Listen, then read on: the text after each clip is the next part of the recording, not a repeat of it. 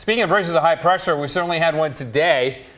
Got hot again into the 90s. It wasn't 116 like the end of June last year, but it was hot, and it made for a great sunset at the Oregon coast. Hardly a cloud in the sky. There goes the sun, just some scattered high clouds. Okay, in Portland right now, there's our fair city. Our Wells Fargo sky cam. We're still at 81 degrees, and I mentioned this earlier, but that's our average high temperature for this date, and here we are at 11:18 at night. Our high was 96, well below the record of 104.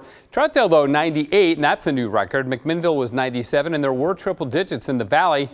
Salem hit 100. Not a record. The record's 103, set back in 1961. 80s and 90s on the east side and 70s and 80s on the coast. Now, Brookings was 83 earlier in the day. In the afternoon, they cooled off into the 60s. Astoria and Tillamook into the 80s as well. But again, not records. Now, Portland is seeing warmer Julys. If you go back to 1950 and then do a best fit of the average high temperatures, that's what that white line is. We've gone up 2.7 degrees on the high temperatures.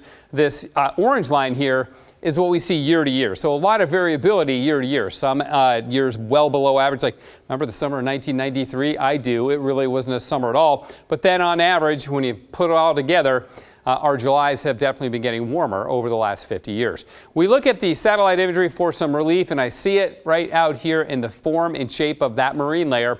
That'll form at the coast in the morning hours tomorrow. We don't really get the marine air, though, in the valleys until we go into Wednesday as it pushes through and over the coast range. And right now, we're waiting for this area of low pressure, which is on the other side of the area of high pressure that's over us here.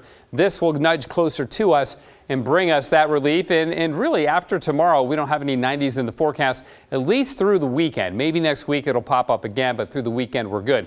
Down to the tropics we go. Look at that hurricane. Check out that presentation. That is just a classic pinhole eye there. Lots of good structure to this. Its name is Darby, and Darby is a major hurricane with sustained winds of 140 miles an hour. It is moving in the general direction of our 50th state, Hawaii. However, by the time it gets out here, it should be no more than a weak tropical depression. But right now, Darby is a major hurricane. Now, there are some indications in the long-range models that not Darby, but another tropical system will form off the coast of Mexico, as they do in the summer. Very, very common. But the next one may actually move up the Baja and then into the southwest and produce some showers and thunderstorms there. So wait and see if that actually happens. For tomorrow, we'll have showers and thunderstorms without that tropical connection, but with a southwesterly flow aloft, much of eastern Oregon under the gun for some afternoon thunderstorms. This is smoke from the Washburn wildfire down in Yosemite National Park that's threatening the big sequoias there. Pilot Todd Coombs flew over that and sent me these pictures. Look at this. You can see the smoke plume here, and then pyrocumulus. That's a cloud that's forming because of the heat of the fire. Here's another look at it. You can see the nature of the cloud here. It's kind of that bubbly cauliflower look, where the smoke is that darker kind of gray and brown. So again, the smoke from that fire down near Yosemite creating its own clouds. Okay, here's our cloud cover coming in on Wednesday morning. We'll have low clouds, and then it breaks up from thunderstorms again on Thursday afternoon east of the Cascades. And this cooler pattern should stay with us through the week and into the weekend. Now, tomorrow will be about 87 at 2 o'clock, but watch what happens. The temperature tops out at 88 at 3, 4 o'clock.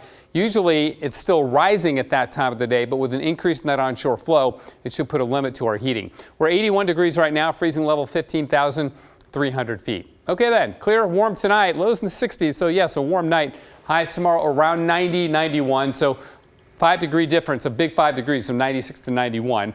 81 though on Wednesday. We're in the 80s the rest of the week. A little warmer on Friday with the 87, and over the weekend, Sunday in the 70s, and might even see a few showers on Monday, Laurel. Just